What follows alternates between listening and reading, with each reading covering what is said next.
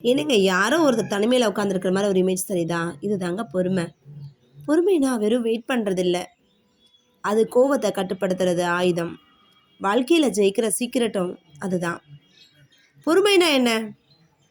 வலிக்குது, ஆனா அழமாட்டேன். நஷ்டம் ஆகுது, ஆனா பதட்டப்பட மாட்டேன். யாரோ தப்பா பேசுறாங்க, ஆனா பதில் சொல்ல மாட்டேன். அதுதான் பொறுமை. சரி, பொறுமையோட 5 பலன்கள் பார்க்கலாமா?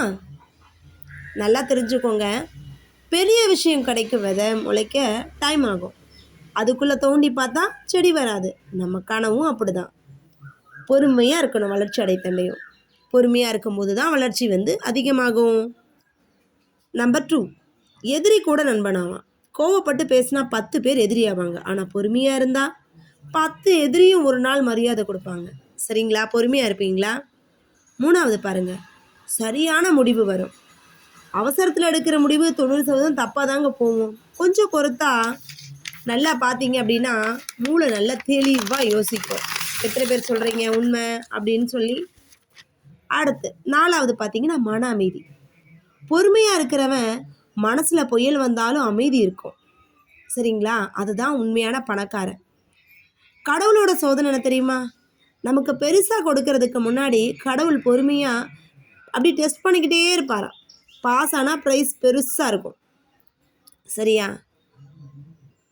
புரிஞ்சிச்சா? பொறுமையாக இருப்பீங்களா? சே, என்னங்க பொறுத்தார் பூமி ஆழ்வார்னு சொல்கிறாங்க ஔவையார். அவசரக்காரனுக்கு புத்தி மட்டும்னு சொல்லுது பழமொழி. கடல் பொறுமையாக இருக்கிறதால தான் பெருசாக இருக்குன்னு சொல்கிறாங்க. நீ பொறுமையாக இரு, நேரம் உனக்காக வேலை செய்யும். இதெல்லாம் பொறுமையை பற்றி சொல்லக்கூடிய அழகான கோட்ஸ், பொன்மொழின்னு சொல்லுவோம். சரிங்களா? பூமி ஆளுவோமா பொறுமையாக இருந்து? அவசரப்பட்டு முடிவெடுக்காமல் எனக்கு மட்டும் இல்லைன்னு சொல்லி நிரூபிப்போம். கடல் அளவுக்கு நம்ம பொறுமையாக பார்த்தீங்கல்ல, பெருசாக இருக்குது. அது பொறுமையாக இருக்கிறதுனால அதே மாதிரி நம்மளும் இருக்கலாம். சரியா? கண்டிப்பாக நேரம் வர வரைக்கும் காத்துருங்க. வேலை கண்டிப்பாக நடக்கும்னு நம்புங்க. இன்றைக்கி காலத்தில் பொறுமை எப்படி இருக்குது தெரியுமா? வாட்ஸ்அப்பு ரிப்ளை உடனே வரலைன்னா கோவம், யூடியூப் வியூஸ் வரலைன்னா விட்டுடுறது, பிஸ்னஸில் 1 மாதத்தில் லாபம் வரலைன்னா மூடிடுறது. ஆனால் ஜெயிச்சவன் எல்லாமே பொறுமையை காத்தவன் தான். பொறுமை இல்லாதவன் பாதியிலேயே தோற்றுருவான். நீங்கள் எப்படி இருக்கீங்க? உங்களை அனலைஸ் பண்ணி பார்த்துருக்கீங்களா? ஆராய்ச்சி செஞ்சு நீங்கள் பொறுமையாக இருக்கீங்களா? எல்லா விஷயத்துலேயும் காத்திருக்கீங்களா? எனக்கு உடனே வெற்றிங்கிறத விட எனக்கு வரும் வெற்றி, நான் இப்போ உட்காந்துருக்கேன், என்னுடைய முயற்சிக்கு உரிய பலாபலனை பார்த்துட்டே இருக்கேன் அப்படின்னு உட்காந்துருக்கணும். பொறுமை உள்ளவன் கடைசியில் கிரீடம் கண்டிப்பாக வாங்குவான்.